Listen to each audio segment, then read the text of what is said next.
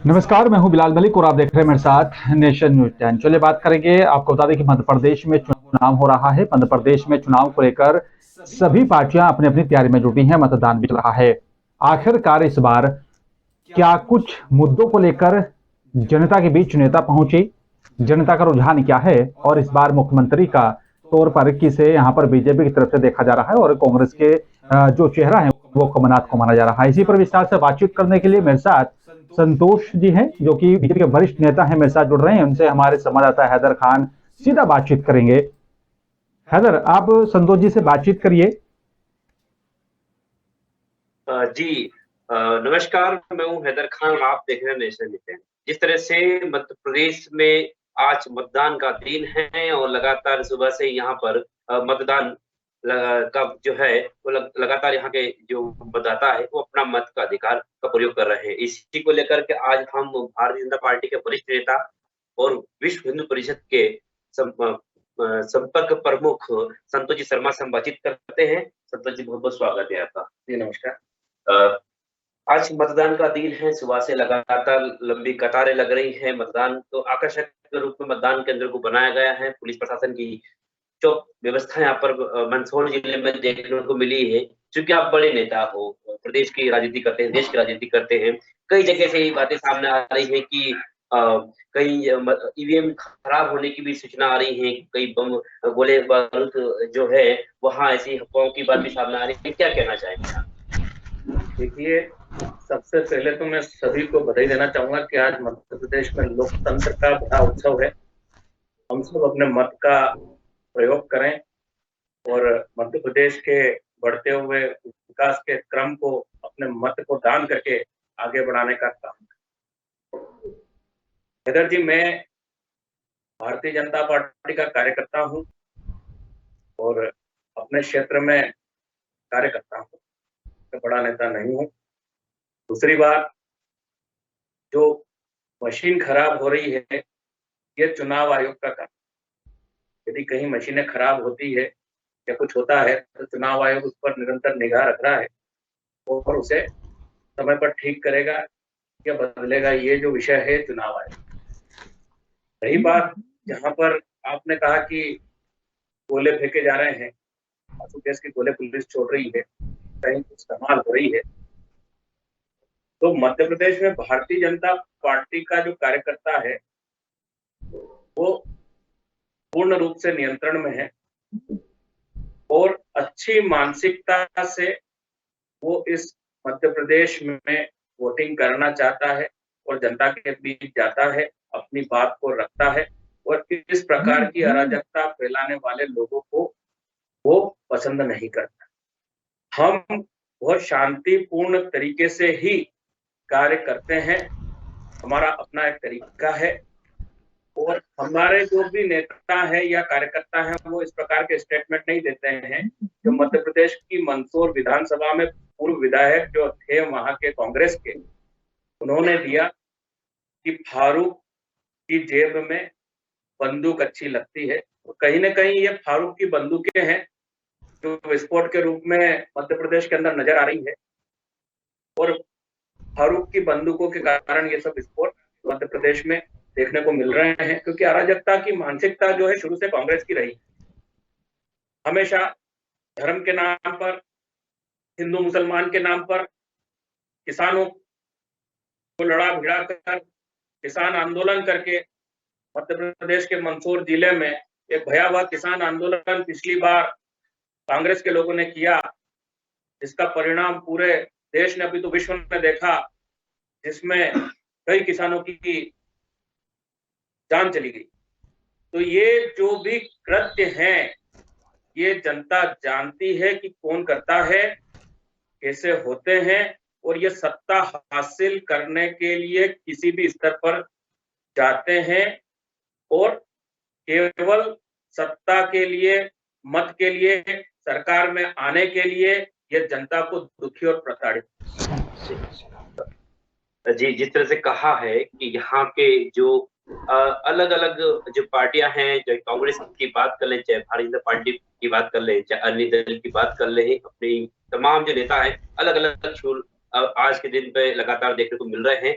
हालांकि कई जगह मतदान शांतिपूर्वक हो चल रहा है, तो कहीं पुलिस व्यवस्था लगी हुई है और कहीं जगह की ऐसी खबरें बिल्कुल। सामने आ रही है। हैदर हैदर संतोष जी से मेरा सवाल है कि इस बार जो है जिस तरीके से कांग्रेस की तरफ से कमलनाथ को चेहरा माना जा रहा है, तो बीजेपी की तरफ से कौन है? क्योंकि केंद्रीय नेतृत्व भी इस बार जो है मध्य प्रदेश में विधानसभा के चुनाव में अपनी अहम भूमिका निभा रहा है, तो क्या माना जाए कौन हो सकता है? जो भी होगा वो भारतीय जनता पार्टी परिवार का कार्यकर्ता होगा। जी। और भारतीय जनता पार्टी जो है अपने किसी भी कार्यकर्ता को कार्य करने के लिए एक उचित जगह दे देती है। वो जगह चाहे मुख्यमंत्री की हो, चाहे किसी मंत्री की हो, या और किसी भी तरह की हो, भारतीय जनता पार्टी अपने कार्यकर्ताओं को जिम्मेदारी देती है। उस जिम्मेदारी का निर्वहन जो है भारतीय जनता पार्टी का जो कार्यकर्ता है वो निश्चित तौर पर उस व्यवस्था को आगे बढ़ाने में, सुचारू रूप से चलाने में, विकास के लिए काम करता है। विकास हमारा एजेंडा है, मुख्यमंत्री हमारा एजेंडा नहीं। हम चाहते हैं कि जो भी व्यक्ति भारतीय जनता पार्टी का जो भी कार्य करता है, तो पार्टी उसे चुनेगी, उसे मुख्यमंत्री बनाएगी। निश्चित तौर पर बढ़ते हुए मध्य प्रदेश के विकास के क्रम को और बढ़ाने का निरंतर प्रयास और निरंतर काम करेगा। अभी मध्य प्रदेश के मुख्यमंत्री माननीय शिवराज सिंह चौहान जी हैं, भारतीय जनता पार्टी परिवार के कार्यकर्ता हैं। आपने सुना होगा बीच में उन्होंने कहा भी था जब मुख्यमंत्री की बात आई कि मैं तो दरी बिछाने का काम भी पार्टी के लिए करता हूँ। तो भारतीय जनता पार्टी का कोई भी कार्यकर्ता मुख्यमंत्री नहीं है। हर व्यक्ति एक कार्यकर्ता है, वो पार्टी के लिए काम करता है, विकास के लिए काम करता है, जनता के लिए काम करता है और जन जन में विश्वास पैदा करता है। उस विश्वास के कारण आज मध्य प्रदेश में भारतीय जनता पार्टी समर्थित सरकार काबिज है और निरंतर इस विकास को जनता जानती है, विकास कौन कर रहा है और इस विकास को कैसे आगे बढ़ाना। ठीक है सर। लेकिन सर बीजेपी पर यह भी आरोप लगते रहे कि इस बार जो है मध्य प्रदेश की राजनीति में 3 गुट देखे जाते हैं। सीएम शिवराज का अपना गुट है, एक नाराज गुट चल रहा है, एक सिंधिया का गुट है। इस तरह के आरोप कांग्रेस की तरफ से लगते रहे हैं। तो संतोष जी, क्या उसका कोई असर देखने को मिलेगा या फिर भारतीय जनता पार्टी एक प्लेटफॉर्म पर है और सभी मिलजुल कर चुनाव लड़ रहे हैं? देखिए, आपने अभी मुझसे कहा कि गुट, तो गुटबाजी जो है वो कांग्रेस में, गुट की बात कांग्रेस करती, कांग्रेस में गुट चलते हैं। हमारे यहाँ केवल पार्टी चलती है। हमारे यहाँ केवल प्रदेश अध्यक्ष होता है भारतीय जनता पार्टी का, उन्हीं का पूरा गुट होता है उस मध्य प्रदेश। तो हमारे यहाँ गुटबाजी जैसी कोई स्थिति और परिस्थिति कभी न निर्मित होगी, क्योंकि हम पूर्ण रूप से पार्टी के अध्यक्ष के पीछे काम करने वाले लोग हैं और भारतीय जनता पार्टी के लिए काम करने वाले लोग। हम किसी व्यक्ति विशेष के लिए काम नहीं करते, हम जनता के लिए और विकास के लिए काम करते हैं। और मध्य प्रदेश में जो आपने कहा कि गुट है, तो गुट तो हर जगह यदि आपको देखने को मिलेगा तो कांग्रेस में देखने को मिलेगा। और गुटबाजी की बात कांग्रेस करती है, धर्म की बात कांग्रेस करती है, हिंदू मुसलमान की बात कांग्रेस करती है। तो ये सारी बातें जो आज तक देश में हुई सिर्फ कांग्रेस ने की, हमने तो आज तक नहीं। और हमारे यहाँ तो ऐसा कोई गुट है ही नहीं। हमारे यहाँ तो एक ही गुट है, वो है भारतीय जनता पार्टी। जी ठीक है सर। लेकिन कई सवाल इस तरह भी निकल कर आए हैं कि मुख्यमंत्री शिवराज सिंह चौहान है और योजनाएं जो लागू की गई हैं कि उसका सीधा असर जो है चुनाव पर पड़ेगा। तो क्या लगता है आपको, भारतीय जनता पार्टी इस बार चुनावी मैदान में उतरी है विकास के मुद्दों को लेकर, तमाम उन योजनाओं को लेकर, उसका कितना फायदा इस चुनाव में आपको मिलने वाला है? देखिए, हम केवल विकास की बात करते हैं और माननीय शिवराज सिंह चौहान जो मुख्यमंत्री है वो केवल जनता के लिए काम करते हैं, क्योंकि जनता ने विश्वास व्यक्त किया है और हमेशा से वो हर योजना जो लागू करते हैं वो जनहितैषी योजना लागू करते हैं। आप उन्हें देखिए, अभी किसानों के लिए उन्होंने जो कहा है कि हम 2700 रुपए और 3100 रुपए में धान खरीदेंगे, गेहूं खरीदेंगे। हमने कहा है कि हर एसटी ब्लॉक में एक मेडिकल कॉलेज खोला जाएगा। हमने 3 लाख करोड़ रुपए का पैकेज जो है वनवासी लोगों के लिए, आदिवासी लोगों के लिए हमारी घोषणा है। तो ये घोषणा नहीं है, हम जो कहते हैं वो करते हैं और अभी तक हमने किया है।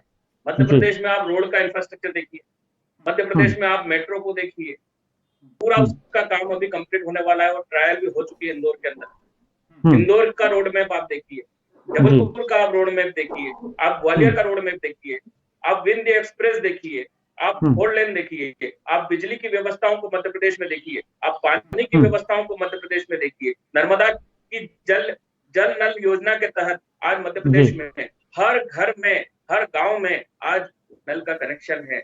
आज जल हर घर तक पहुंच रहा है। तो ये सब हमने विकास जो बोला था वो किया है। आज आप मध्य प्रदेश में जो लोक है, महाकाल लोक को देखिए धर्म के लिए। आप अगर देखना चाहते हैं ओकारेश्वर में देखिए, अभी जो हमने स्टेच्यू ऑफ वननेस बनाया है। आप यदि देखना चाहते हैं तो महाराणा प्रताप के लिए जो घोषणा अभी शिवराज जी ने की है, तो जो भी है हम करते हैं, इसीलिए जनता हम पे विश्वास करती है। और इतने वर्षों से यही विश्वास है जनता का हमारे ऊपर कि नहीं, ये लोग विकास की बात नहीं करते हैं, विकास करके थे। इसीलिए आज तक जनता हमें वोट देती है। सरकार निरंतर रूप से प्रगति के पथ पर मध्य प्रदेश को बढ़ाने का काम करते हैं और करेंगे। चलो उम्मीद करते हैं कि जनता का विश्वास एक बार फिर से भारतीय जनता पार्टी के साथ खड़ा हुआ नजर आए। हैदर, आप इस इंटरव्यू को आगे बढ़ाएं और अपने आपके जो सवाल हैं संतोष जी से उन सवालों को पूछें और इस इंटरव्यू को पूरा करें आप।